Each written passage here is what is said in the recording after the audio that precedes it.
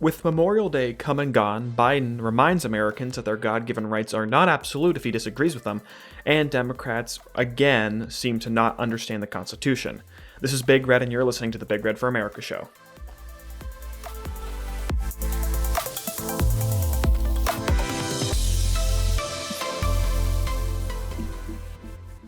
Before we dive into this week's show, I just want to take a step and just talk about kind of the plans for the podcast, at least for the summer. Gonna transition from an every week post to just kind of every other week, allow me to get a little bit of rest and put a little bit more effort and thought into these podcasts so I can make sure that I'm bringing you guys fresh content, thoughtful content, get back to the base of the show, which seeks to really try to educate you guys about foundational aspects of conservatism. So I didn't post last week, I won't post next week. But once again, looking just to pour a little bit more time into these podcasts and try to develop some deeper thoughts. So thank you all for sticking with me and enjoy this week's show.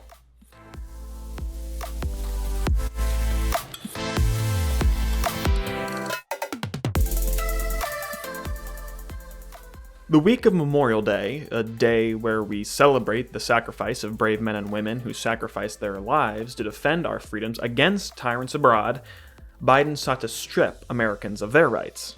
On June 2nd, he had this to say. For so many of you at home, I want to be very clear.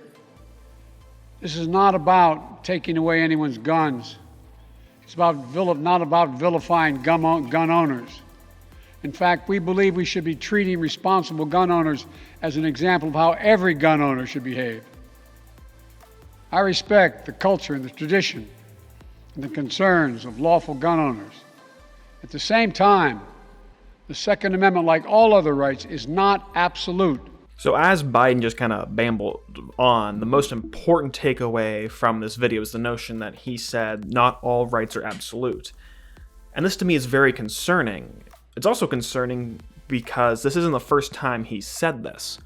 A few days prior, he repeated that exact same sentiment, and the lie that you couldn't buy a cannon when the Second Amendment passed. And I've talked about at least that particular lie in a previous podcast on gun control.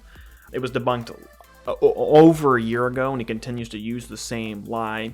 But the point of the show is not to dive back into the gun control argument or how it wouldn't achieve its purposes and how it's only going to disarm law-abiding citizens, despite promises made by Joe Biden and the Democrats. But the focus of this podcast is really to point out the misconceptions the left has with the Constitution.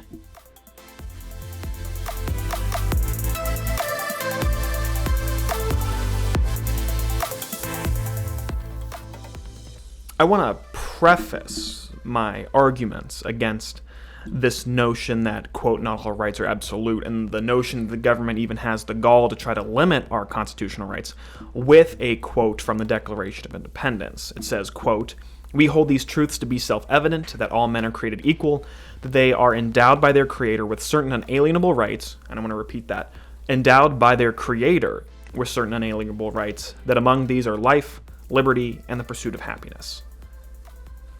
So I started off with this quote because it's important to understand where our rights come from as Americans, and really as humans. The Founding Fathers, who understood the concept of natural rights, understood that these rights did not come from government. So that's why they said, endowed by their Creator. These rights didn't come from other men. Because remember, the rights come from government or from men, they can be taken away.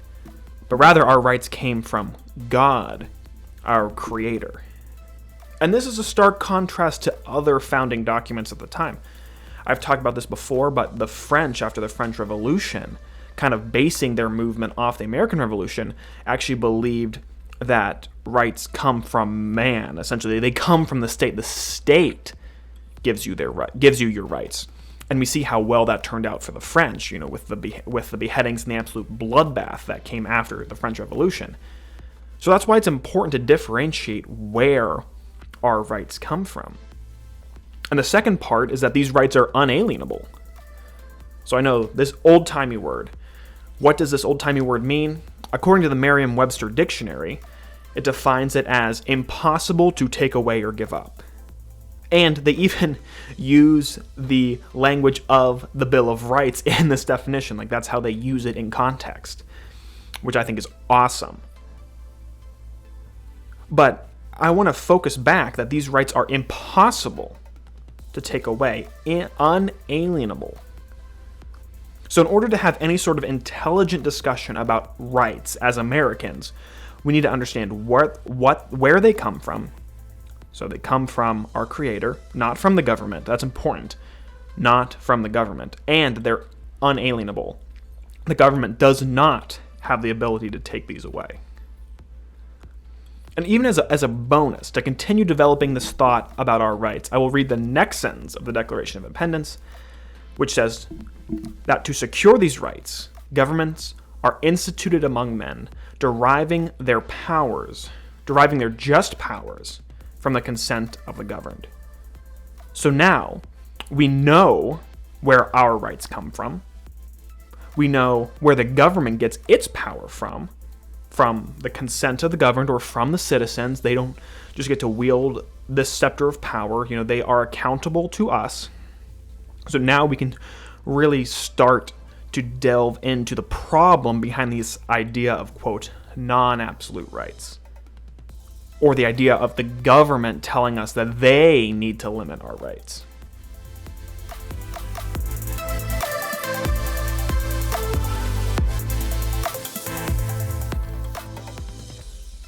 So my biggest gripe, I guess, as I would say it, with the argument that not all rights are absolute, like Joe Biden said, is that he doesn't even believe what he's saying. Democrats don't believe this point, and which is what frustrates me. They're arguing for a point they don't even believe in. For an example, let's just take a look at abortion rights. So, remember, I've discussed this in previous podcasts. The, quote, right to privacy that is the basis of Roe v. Wade was based on a very liberal, as in not textual, interpretation of the 14th Amendment. Cornell University even says that the, quote, right to privacy is not mentioned in the Constitution, but has been added to it thanks to Supreme Court decisions like Roe v. Wade and the Obergefell case, which is the gay marriage case. The 14th Amendment was originally about granting the freed slaves full rights of citizenship because Southern Democrats didn't want to give them these rights. They wanted to abridge these rights. They wanted to use government power to strip these freed men and women of their constitutional rights. And like Cornell points out, it has only grown this additional meaning after Supreme Court decisions added, really out of thin air, this imaginary right to privacy. But this doesn't matter for Democrats.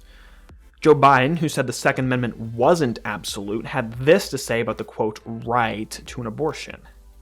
He says, I believe that a woman's right to choose is fundamental.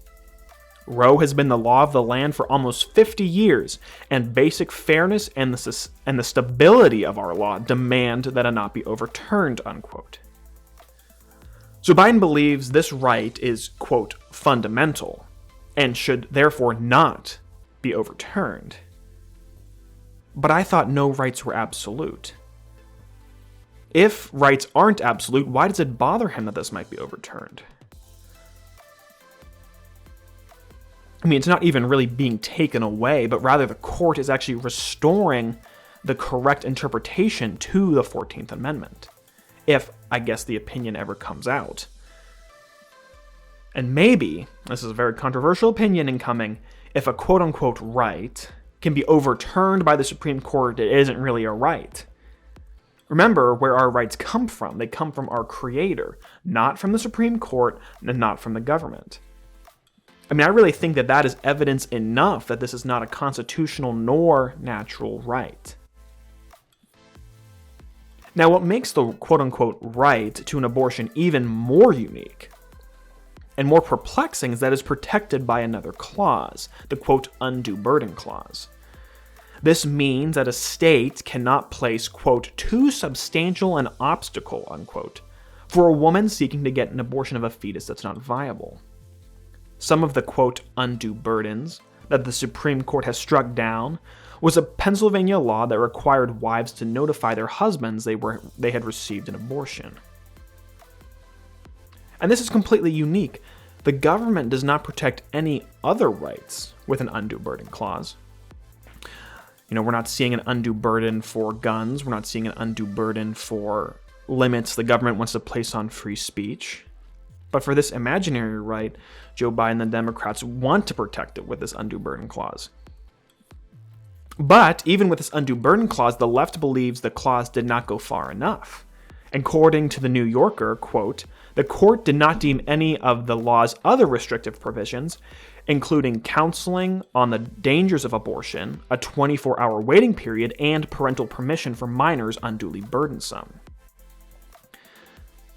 I mean, these are all restrictions that are placed on other things, like guns, for example.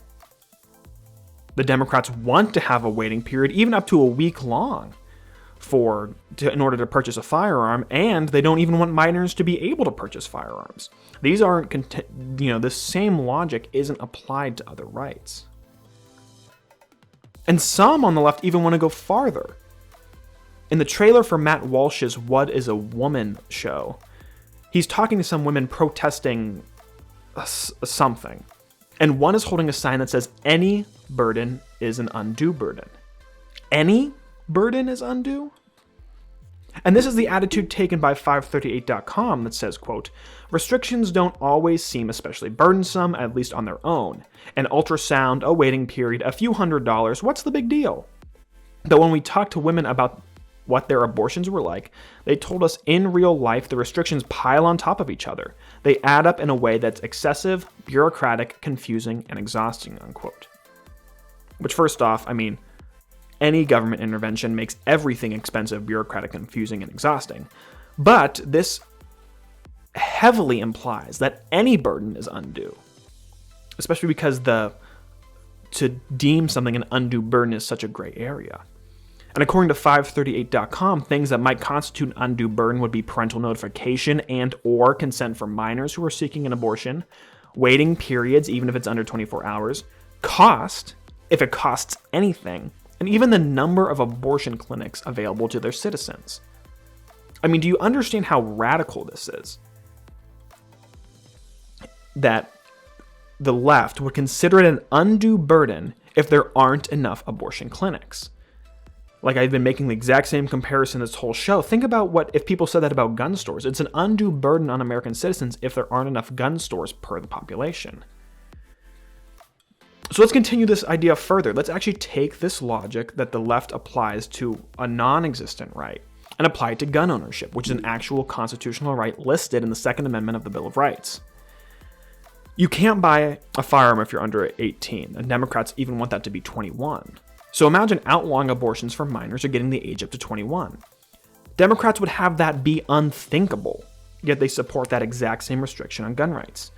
Democrats want red flag laws and waiting periods. And they've already said that waiting periods should be an undue burden if you're seeking an abortion. But they don't want that but they want a waiting period on purchasing guns.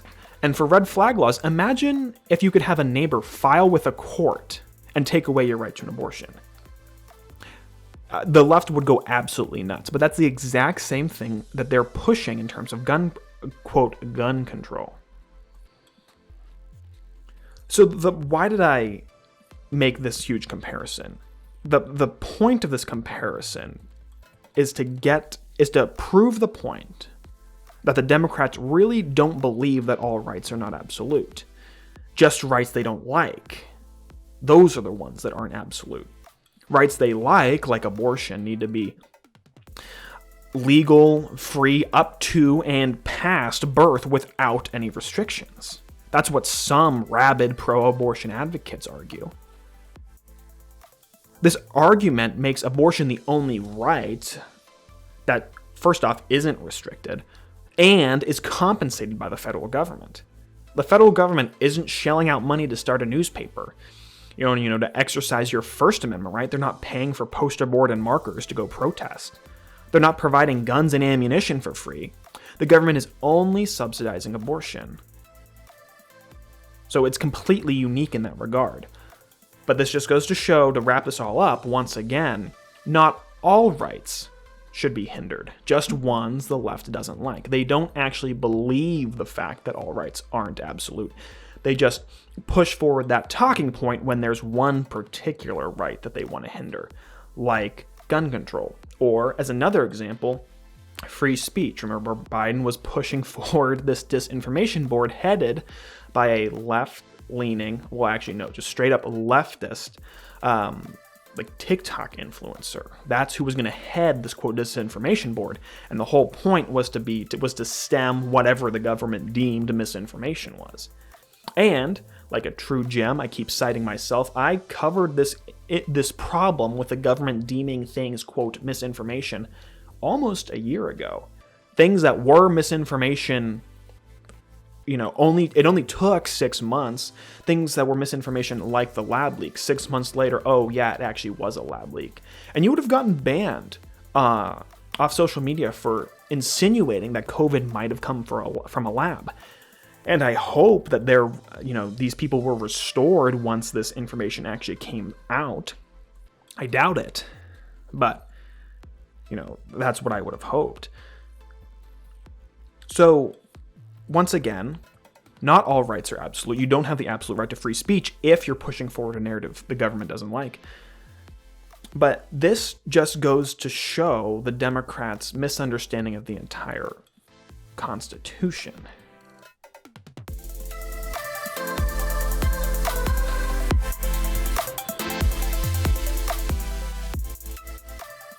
I don't want to continue down the rabbit hole of comparing abortion to gun control or towards the First Amendment, because obviously the hypocrisy is evident to those on the right, but those who choose to ignore it are obviously, it's going to just fall on deaf ears.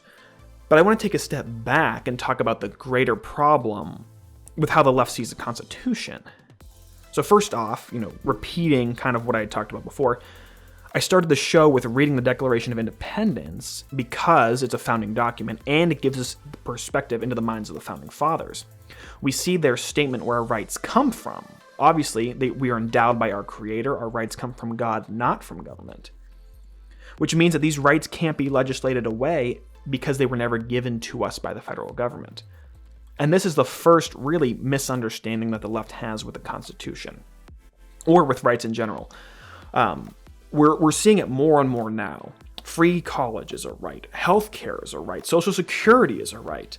And these rights are really just being legislated by these quote-unquote rights are just being legislated by the federal government, and which goes to their logic that rights come from the government. So therefore, the government can take away your rights as it sees fit. It can limit them, however, because really it's the government giving you these rights.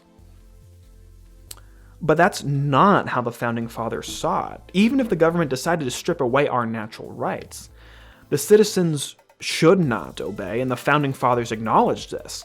The next part of the Declaration of Independence reads, quote, that whenever any form of government becomes destructive of these ends. So what ends? The ends of securing the God-given rights of the people. So when it becomes destructive of these ends, it is the right of the people to alter or to abolish it, and to institute new government, laying its foundation on such principles. What principles? Life, liberty, property, life, liberty, and pursuit of happiness, natural rights, those principles, and organize its powers in such form as to them shall seem most likely to affect their safety and happiness, unquote. So we are given a recourse for tyrannical government within the Declaration of Independence.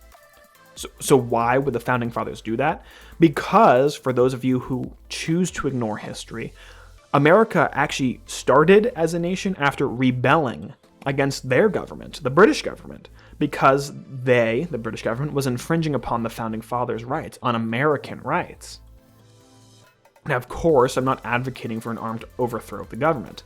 Luckily, we still have peaceful recourse of assembly, voting in our representatives who will push our priorities, and these rights, these avenues have been used successfully for many different things, like civil rights in the 60s, for example.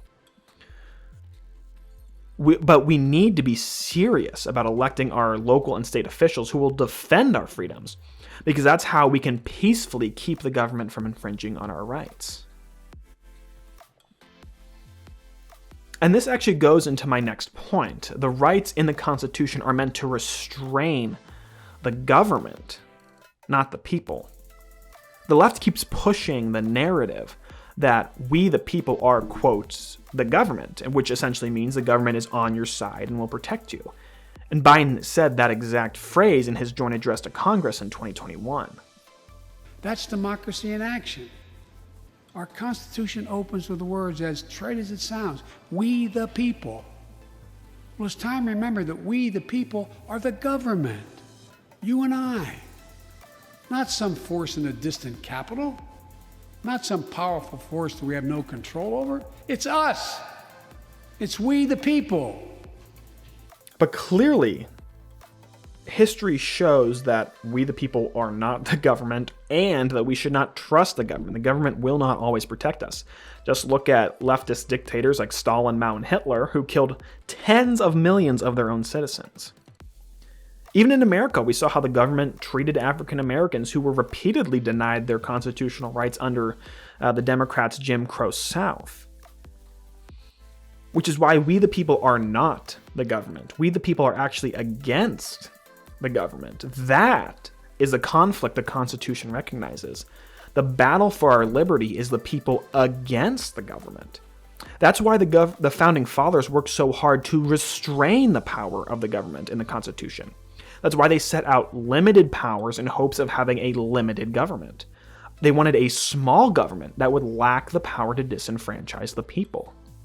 In fact, the Founding Fathers, were so pro-limited government, they were afraid to add the Bill of Rights because they feared that the government would really see this more as permission to do whatever they wanted as long as it didn't violate those particular rights. And how right were the Founding Fathers in that? We've seen the federal government grow to so outside its original constitutional bounds. It's mind-boggling.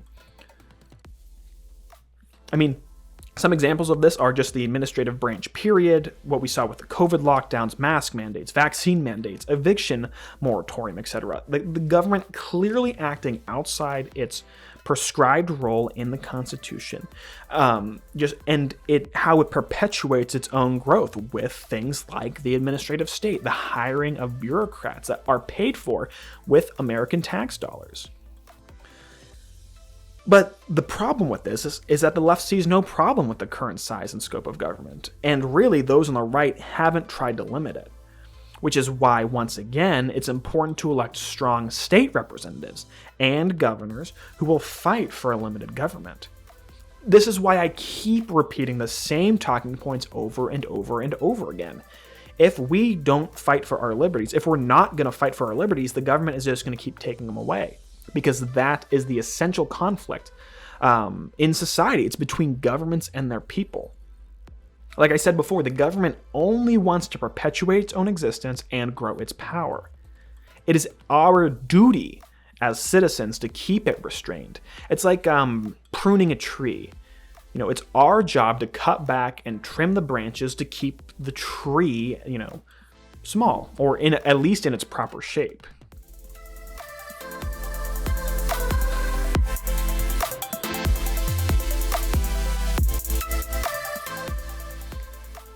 So what are the big red takeaways for this episode? Why does this matter?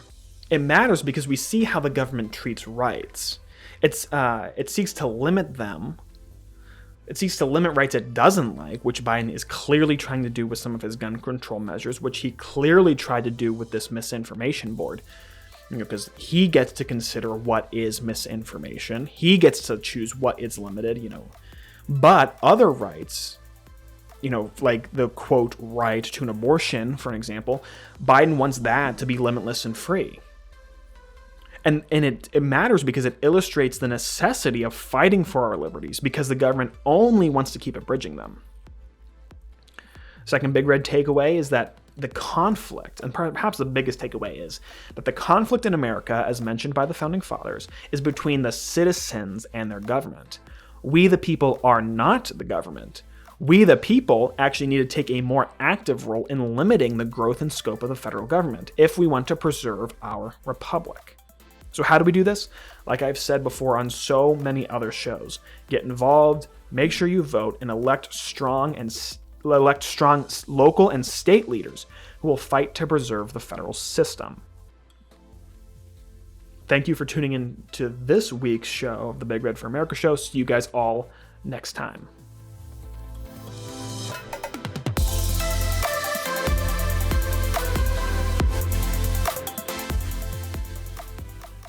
Did you like what you heard this week? Make sure to give us a 5-star review on Apple Podcasts, follow us on Spotify and Google Podcasts. You can find us on all your favorite podcast platforms from our site on Anchor FM. If you want to follow us on social media, you'll see our link down in the description. And if you really like it, make sure you share this podcast with all your friends. That's one of the best ways that you can help this podcast grow. Thank you all so much. See you next time.